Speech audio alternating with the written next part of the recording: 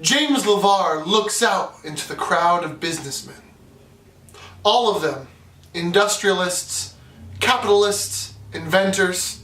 He smiled to himself. A sea of top hats thrusting out of the crowd into the sky, like a row of smokestacks against the skyline. Was there a better image for this industrial age? Hello guys, welcome back to the Landship Scorpius channel. I'm your host, Lieutenant Nathaniel Flint, and today we're going to be discussing the top hat.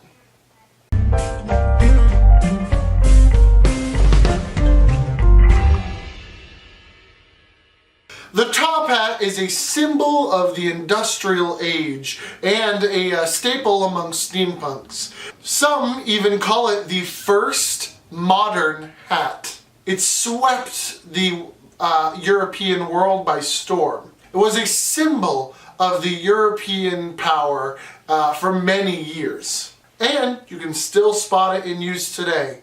So let's get into what makes this hat so special as we talk about its history and some fun facts about it today. The first hatter in England who is given credit for the creation of the top hat as we know it today was back in 1793. The top hat began to replace what was called the sugarloaf hat around the turn of the century and began to sweep the European scene as a very stylish hat amongst dandies and other very fashionable gentlemen. It came out of favor in about the mid to late 20th century. A lot of hat styles were sweeping the world at that point, in different areas of the world, and the top hat was just coming out of favor. However, you can still argue that it's still in use today.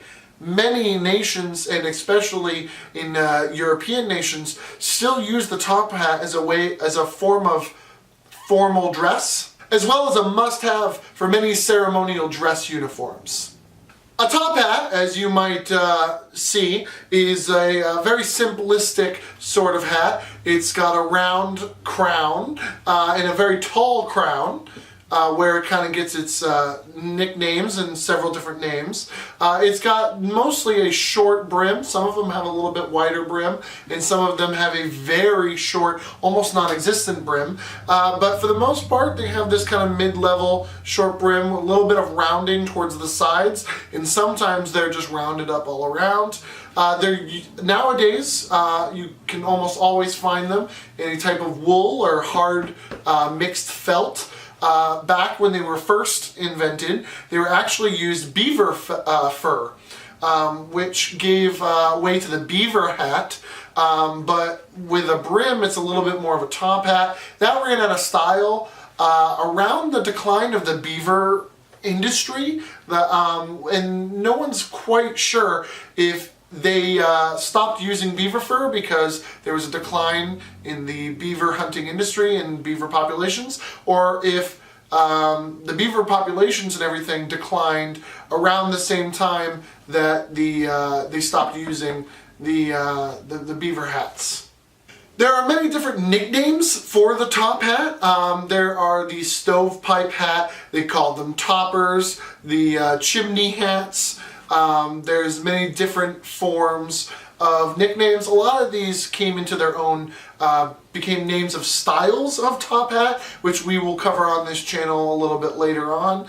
Now on to some interesting facts.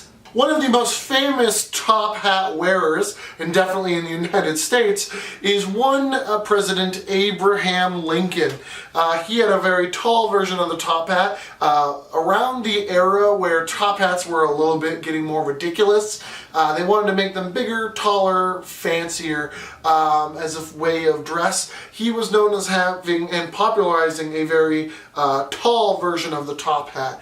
It is said that he used to keep important documents and letters inside of his hat so that he always had them close at hand, or he could use them as references. The top hat, towards the, let's say the mid-20th century, also became extremely popular with magicians. The reason for this is, given its size and its tall-like nature, it gave a air of formality to magicians, but it also developed a new type of trick called the hat trick. As many people know, it's, pull a rabbit out of a hat, you could hide cards and other things there, false bottoms, things of that nature, and became extremely popular in the magician community. And with that, it kind of went along with the whole stereotypical look of the magician, and survives even today as a must-have for some very stereotypical magicians. My two top hats that I own are two separate styles of top hat. I've got one that's a little bit shorter, and then I have my own little Abraham Lincoln tall hat that's a little bit taller and bigger. I personally bought mine at nethats.com. It's a wonderful online store for buying a variety of more formal or sometimes informal hats. It is fantastic quality. They're part of the Shannon Phillips collection, personally, and they fit rather nicely. I might need ones that are a little bit bigger than these because they tend to press in on my head a little bit, but they are a fantastic quality. They've lasted me many years, and that's just personally where I got mine. You can find top hats nowadays in a variety of locations, in a variety of styles. I know that Gentleman's Emporium has a variety of top hats in some styles and colors, as well as in different materials. Leather top hats have grown with the rise of steampunk. Just in general, top hats kind of came back into a subcultured style, with steampunk and some other subcultures bringing them back into popularity. And with that, that's all we have time for today with the top hat. I hope you guys enjoyed today's video. This is kind of a new series, so if you want to see more of the World Hatstory 101, definitely feel free to subscribe. If you want, there should be other videos here for World Hatstory 101. If you like this, check out my other steampunk videos. If you would like to see me at an event, comment down below. If you've seen me at an event, please feel free to say hi. And with that, I'm signing off. Top of the morning to you, lads.